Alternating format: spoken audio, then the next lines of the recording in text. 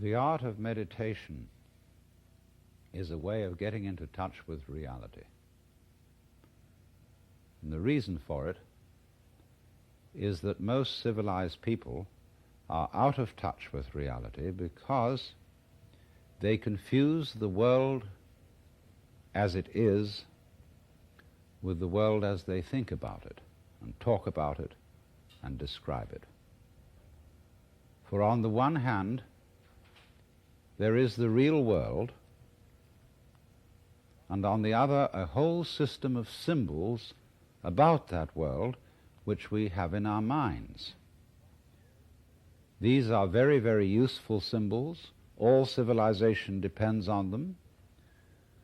But like all good things, they have their disadvantages, and the principal disadvantage of symbols is that we confuse them with reality, just as we confuse money with actual wealth, and our names about ourselves, our ideas of ourselves, our images of ourselves with ourselves. Now, of course, reality, from a philosopher's point of view, is a dangerous word. A philosopher will ask me, what do I mean by reality? Am I talking about the physical world of nature? Or am I talking about a spiritual world? Or what? And to that I have a very simple answer. When we talk about the material world, that is actually a philosophical concept. So in the same way, if I say that reality is spiritual, that's also a philosophical concept. And reality itself is not a concept. Reality is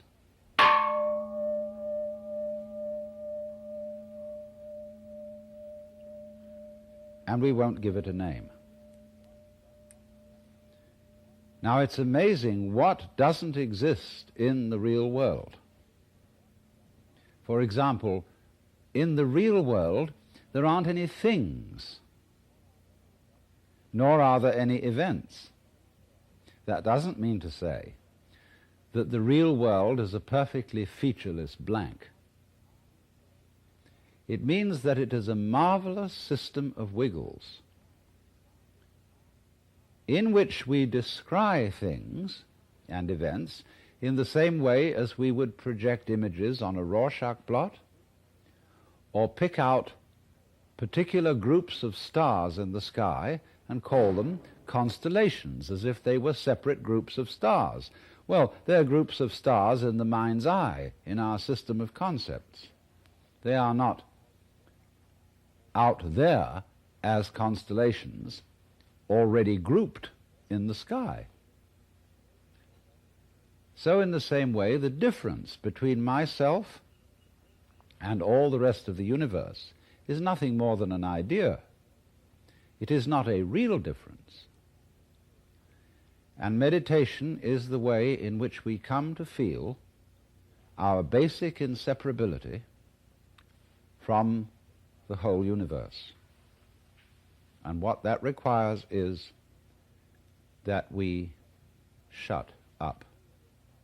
That is to say, that we become interiorly silent and cease from the interminable chatter that goes on inside our skulls. Because, you see, most of us think compulsively all the time. That is to say, we talk to ourselves. And I remember when I was a boy, we had a common saying, talking to yourself is the first sign of madness. Now, obviously, if I talk all the time, I don't hear what anyone else has to say. And so in exactly the same way, if I think all the time, that is to say, if I talk to myself all the time, I don't have anything to think about except thoughts. And therefore I'm living entirely in the world of symbols, and I'm never in relationship with reality. All right, now that's the first basic reason for meditation. But there is another sense, and this is going to be a little bit more difficult to understand, why we could say that meditation doesn't have a reason. or doesn't have a purpose. And in this respect, it's unlike almost all other things that we do, except perhaps making music and dancing. Because when we make music, we don't do it in order to reach a certain point, such as the end of the composition. If that were the purpose of music, to get to the end of the piece, then obviously the fastest players would be the best. And so likewise, when we are dancing, we are not aiming to arrive at a particular place on the floor, as we would be if we were taking a journey. When we dance, the journey itself is the point. When we play music, the playing itself is the point. And exactly the same thing is true in meditation. Meditation is the discovery that the point of life is always arrived at in the immediate moment. And therefore, if you meditate for an ulterior motive, that is to say, to improve your mind, to improve your character, to be more efficient in life, you've got your eye on the future and you are not meditating. Because the future is a concept. It doesn't exist. As the proverb says, tomorrow never comes. There is no such thing as tomorrow. There never will be, because time is always now. And that's one of the things we discover when we stop talking to ourselves and stop thinking. We find there is only a present, only an eternal now. So it's funny then, isn't it, that one meditates for no reason at all, except we could say for the enjoyment of it. And here I would interpose the essential principle that meditation is supposed to be fun. It's not something you do as a grim duty. The trouble with religion, as we know it, is that it is so mixed up with grim duties. We do it because it's good for you. It's a kind of self-punishment. Well, meditation, when correctly done, has nothing to do with all that. It's a kind of digging the present. It's a kind of grooving with the eternal now. And brings us into a state of peace where we can understand that the point of life, the place where it's at, is simply here and now. Well, now, in the art of meditation, there are various props, supports. One thing that we are going to use as a means of stilling chatter in the mind is pure sound. And for that reason, it's useful to have a gong. This is a Japanese Buddhist gong made of bronze and shaped like a bowl. If you don't have one of these, you can get the rounded end of an oxygen tank. Have a machinist saw it off roughly into the shape of a bowl and use that. Or you can use your own voice, chanting. Another prop in meditation is the use of incense. And that is because the sense of smell is our repressed sense, and because it's our repressed sense, it has a very powerful influence on us. And therefore we associate certain smells with certain states of mind.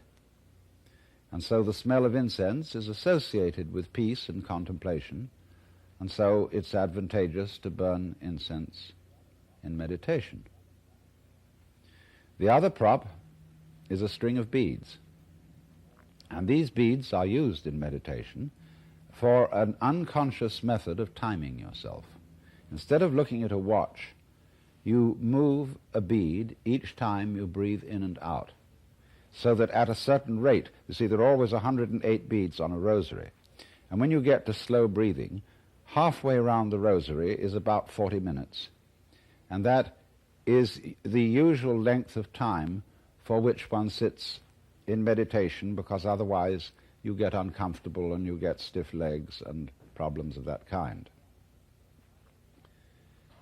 Now then, the other thing, first of all, that we have to go into is how does one sit in meditation? You can sit any way you want. You can sit in a chair, or you can sit like I'm sitting, which is the Japanese way of sitting, or you can sit in the lotus posture, which is more difficult, which is cross-legged, with the feet on the thighs, soles upwards. And the younger you start that in life, the easier you'll find it to do. Or you can just sit cross-legged on a raised cushion above the floor. Now the point of this is that if you keep your back erect, I don't mean stiff like this, nor slumped like this, but just easily erect, you are centered and easily balanced, and you have a feeling of being thoroughly rooted to the ground. And that sort of physical stability is very important for the avoidance of distraction and generally feeling settled. Here and now, j'y suis, j'y reste, as the French say. I'm here and I'm going to stay. Well, now, the easiest way to get into the meditative state is to begin by listening. If you simply close your eyes and allow yourself to hear all the sounds that are going on around you, just listen to the general hum and buzz of the world as if you were listening to music. Don't try to identify the sounds you're hearing. Don't put names on them. Simply allow them to play with your eardrums. And let them go. In other words, you could put it, let your ears hear whatever they want to hear. Don't judge the sounds. There are no, as it were, proper sounds or improper sounds, and it doesn't matter if somebody coughs or sneezes or drops something. It's all just sound. And if I am talking to you right now and you're doing this, I want you to listen to the sound of my voice just as if it were noise. Don't try to make any sense out of what I'm saying, because your brain will take care of that automatically. You don't have to try to understand anything. Just listen to the sound. As you pursue that experiment, you will very naturally find that you can't help naming sounds, identifying them, that you will go on thinking, that is to say, talking to yourself inside your head automatically. But it's important that you don't try to repress those thoughts by forcing them out of your mind, because that will have precisely the same effect as if you were trying to smooth rough water with a flat iron. You're just going to disturb it all the more. What you do is this. As you hear sounds coming up in your head, thoughts, you simply listen to them as part of the general noise going on, just as you would be listening to the sound of my voice, or just as you would be listening to cars going by or to birds chattering outside the window.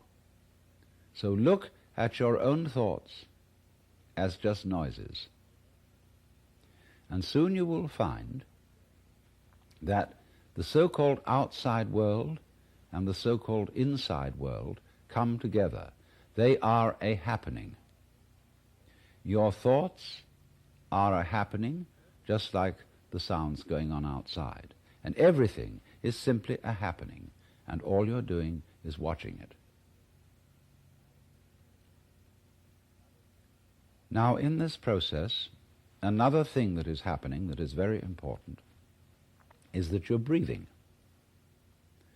And as you start meditation, you allow your breath to run just as it wills. In other words, don't do at first any breathing exercise, but just watch your breath breathing the way it wants to breathe. And notice a curious thing about this. You say in the ordinary way, I breathe, because you feel that breathing is something that you are doing voluntarily, just in the same way as you might be walking or talking. But you will also notice that when you are not thinking about breathing, your breathing goes on just the same. So the curious thing about breath is that it can be looked at both as a voluntary and an involuntary action. You can feel on the one hand, I am doing it, and on the other hand, it is happening to me. And that is why breathing is a most important part of meditation, because it is going to show you, as you become aware of your breath, that the hard and fast division that we make between what we do on the one hand and what happens to us on the other is arbitrary. So that as you watch your breathing, you will become aware that both the voluntary and the involuntary aspects of your experience are all one happening. Now that may at first seem a little scary, because you may think, well, am I just the puppet of a happening, the mere passive witness of something that's going on completely beyond my control? Or on the other hand, am I really doing everything that's going along? Well, if I were, I should be God. And that would be very embarrassing, because I would be in charge of everything. That would be a terribly responsible position. The truth of the matter, as you will see it, is that both things are true. You can see it that everything is happening to you, and on the other hand, you're doing everything. For example, it's your eyes that are turning the sun into light. It's the nerve ends in your skin that are turning electric vibrations in the air into heat and temperature. It's your eardrums that are turning vibrations in the air into sound, and in that way you are creating the world. But when we are not talking about it, when we are not philosophizing about it, then there is just this happening, this, and we won't give it a name. Now then, when you breathe for a while, just letting it happen, and not forcing it in any way, you will discover a curious thing, that without making any effort, you can breathe more and more deeply. In other words, supposing you simply are breathing out, and breathing out is important because it's the breath of relaxation, as when we say, whew, and heave a sigh of relief. So when you are breathing out, you get the sensation that your breath is falling out. Dropping, dropping, dropping out, with the same sort of feeling you have as if you were settling down into an extremely comfortable bed. And you just get as heavy as possible and let yourself go. And you let your breath go out in just that way.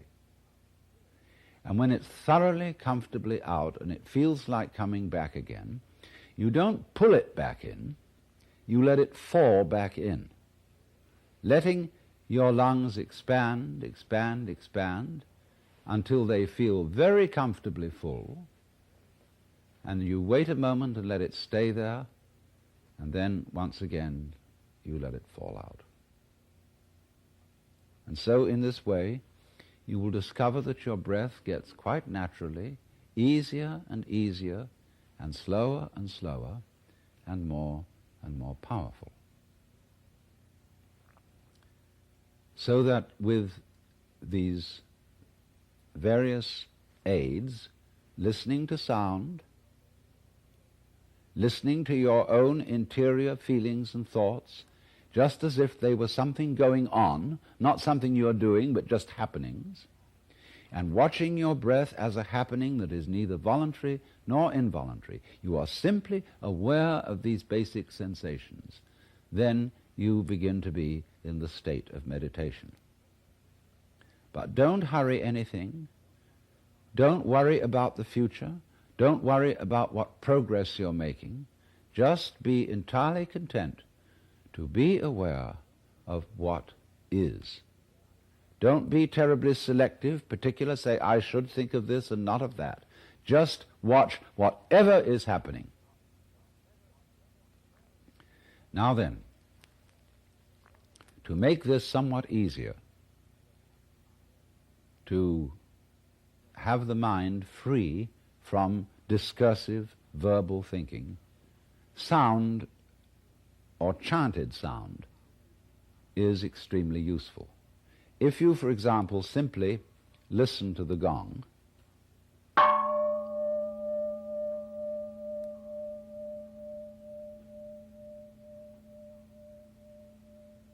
and let that sound be the whole of your experience. It's quite simple. It requires no effort.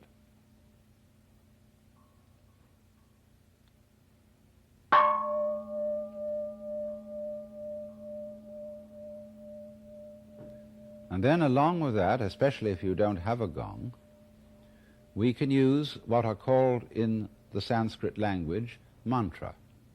Mantra are chanted sounds which are used not so much for their meaning as for the simple tone. And they go along with that easy kind of slow breath. One of the basic mantras is, of course, the sound Om.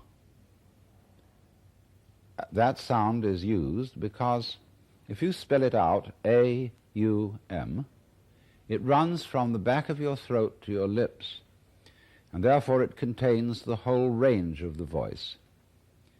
And for that reason, it represents the total energy of the universe. This word is called the pranava, the name for the ultimate reality, for the which, than which there is no whicher. And so, in this way then, if you chant it,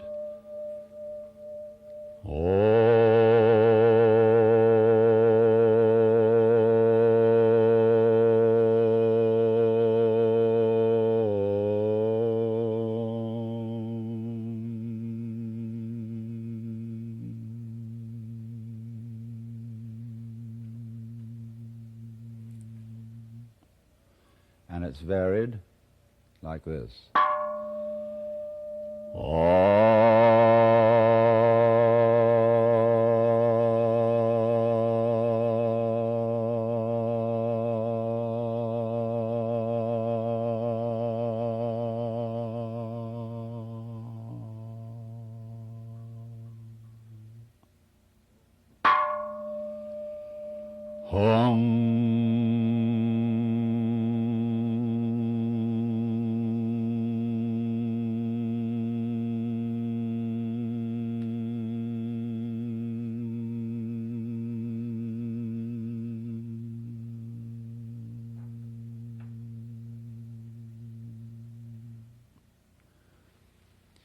And you can keep that up for quite a long time, and eventually you will find, as you go on chanting, that the words of the chant will simply have become pure sound.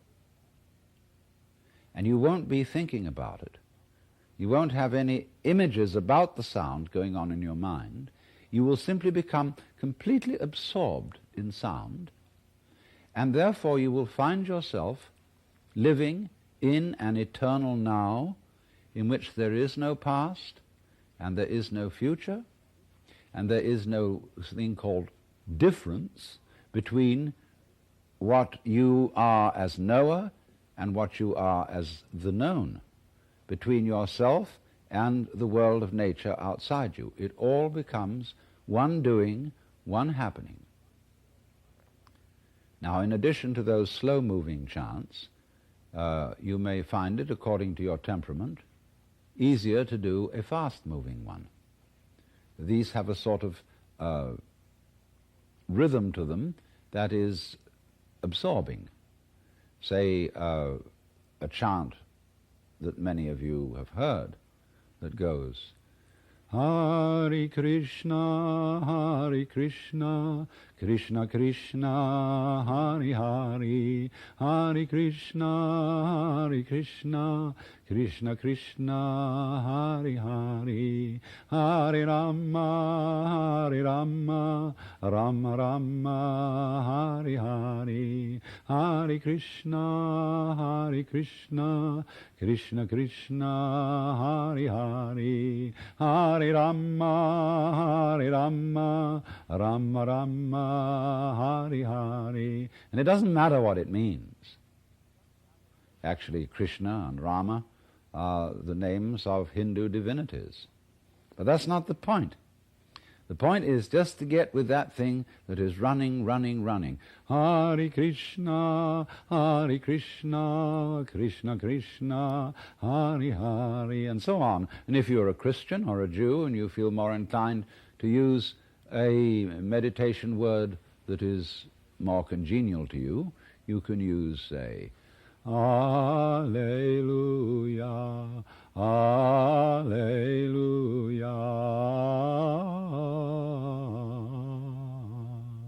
Alleluia, Alleluia,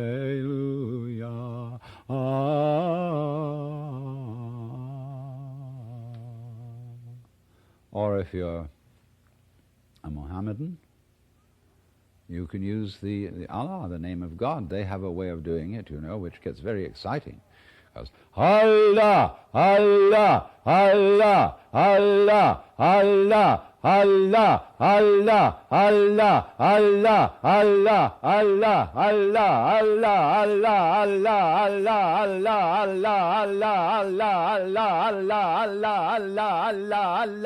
Allah, Allah, and it gets faster and faster. You can keep that up for 40 minutes. And you'll be out of your mind. But you see, to go out of your mind at least once a day is tremendously important, because by going out of your mind you come to your senses. And if you stay in your mind all the time, you are over-rational.